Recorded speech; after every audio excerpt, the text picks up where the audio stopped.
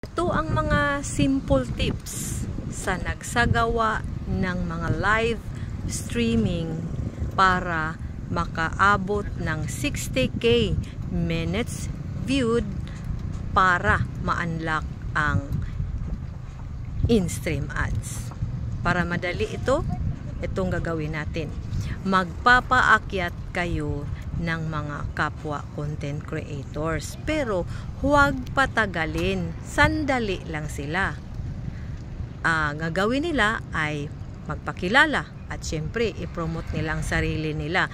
Hindi pwede yung mga ilang oras doon magkwentuhan yung aakyat sa atin. Depende lang yun kung mayroon kayong program, pero yun lang magkukwentuhan ay pababain kaagad at saka magpapaakyat na din ng ibang content creator, as many as you can, para mas daling dumami ang iyong viewers at syempre ang reach ng iyong live streaming. Hindi pwede yung isa lang hanggang matapos ang inyong live.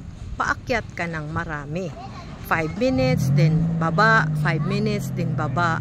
Oo, hindi yung isa or dalawa pero matagal silang bumaba.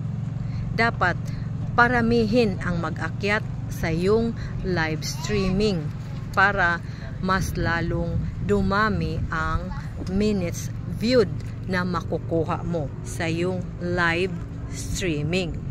At saka hindi lang yun, hindi pwedeng yung mga nag-akyat sa iyong live ay nakahiga, natutulog, or kung ano-ano ang mga ginagawa. Dapat active din silang magsalita sa iyong live kasi ang audience kasi ay gusto din nila ng mag-enjoy din sila, at lalong-lalo na dapat ninyong basahin lahat ng mga nagko-comment dyan, lalong-lalo na sa mga hindi pa sikat.